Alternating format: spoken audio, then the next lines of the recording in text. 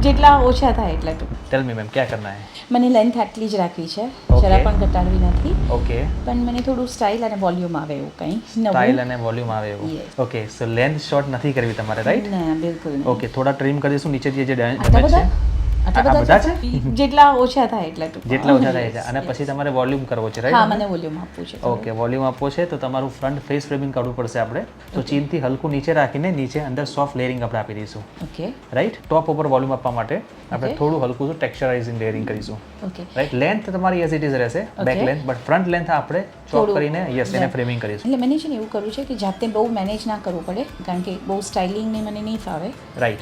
As of now આપણે face framing layers without compromising length. Done, ready for transformation? Ready, let's go for it.